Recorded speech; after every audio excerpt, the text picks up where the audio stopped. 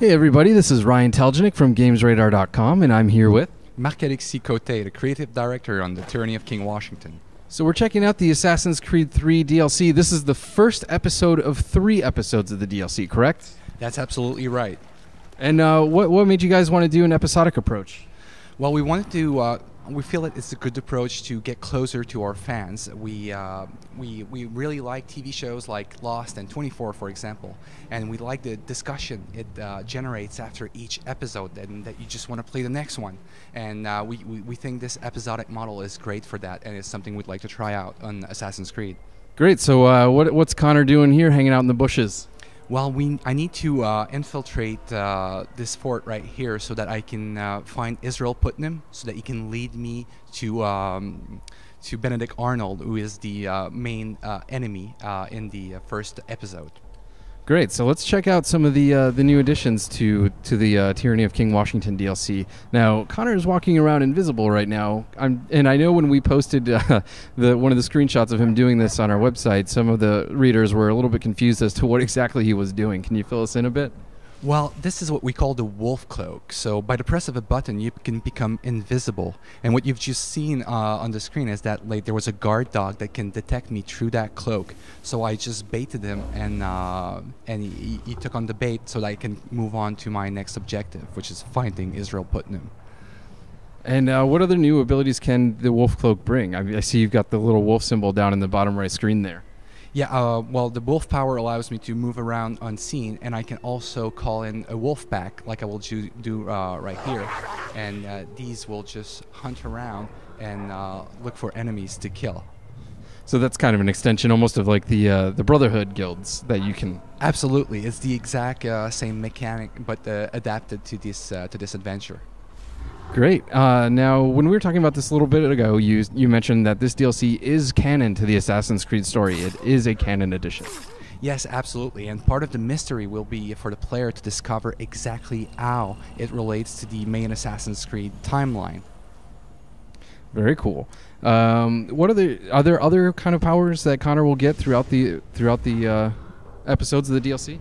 Absolutely. We'll get the Eagle Flight and the Bear Might. The Eagle Flight power allows the player to target any element in the environment, transform into an eagle, and jump right to it.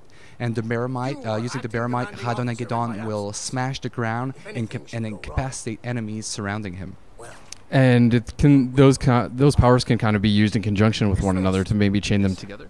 Absolutely, and I think that's really one of the most interesting aspects of those powers, because they play on the different pillars of the game. You can easily combine them.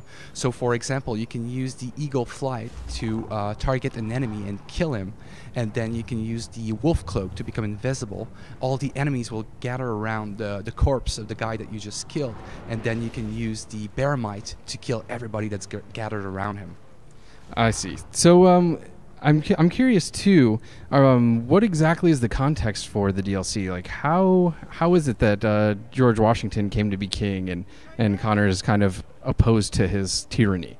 Well, it's something that players will find out as they play, but as they've been experiencing in Assassin's Creed since the beginning, the Apple of Eden can do really strange things. So that's all we'll say for the moment, is that players will see that this all relates back to the power of the Apple of Eden.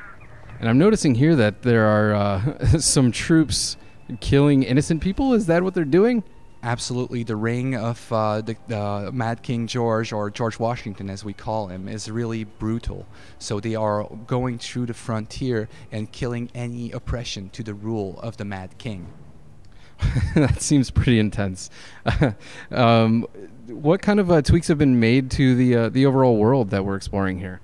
Well, as you've just seen, we've changed the ambience of the world completely to better support this adventure. And for example, all the audio has been changed. We've got a brand new musical score, and we've changed everything, from all the way how the birds sound, and so we've replaced all the happy birds with sounds of crows that just sing of the death and desolation that's occurring in the frontier. So this is a lot darker story to the Assassin's Creed 3 tale. Absolutely, it just changes the way you approach this experience. So I notice Connor's not wearing his normal assassin's garb. What's going on with that? Well, you know, in this adventure, Connor never became Connor. In fact, he never became the assassin. He stayed his native self. So that's why we have him dressed in a more native manner. And you will note that on all his pieces of equipment reflect some of the powers that you will get. So, for example, he has a wolf hood, and that represents the power of the wolf. He also has a bear cape for the bear might, and eagle feathers. And how does he obtain those powers? Is there any kind of like special trick for that, or?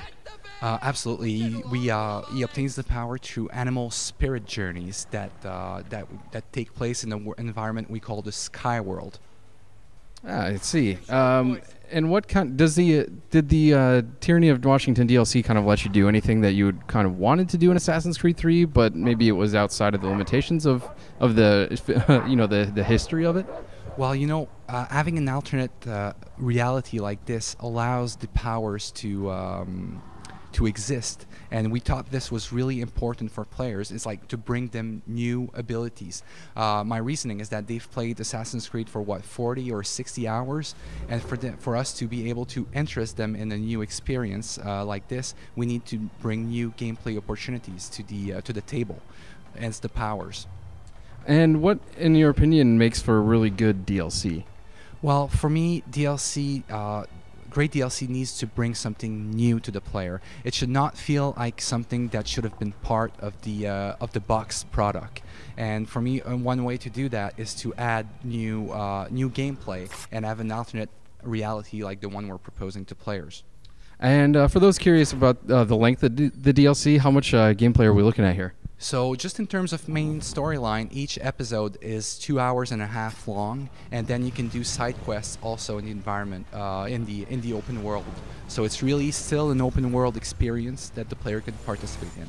I see. Well, the first episode of the Tyranny of King Washington launches on February 19th for 360, PS3, and PC, all simultaneously. And those are $9.99 an episode? Absolutely, and players can buy the season pass if they want to have access also to the multiplayer and the hidden secrets pack. All right, well, thank you so much. Be sure to check back on GamesRadar.com for more Assassin's Creed 3 information, and we'll see you there.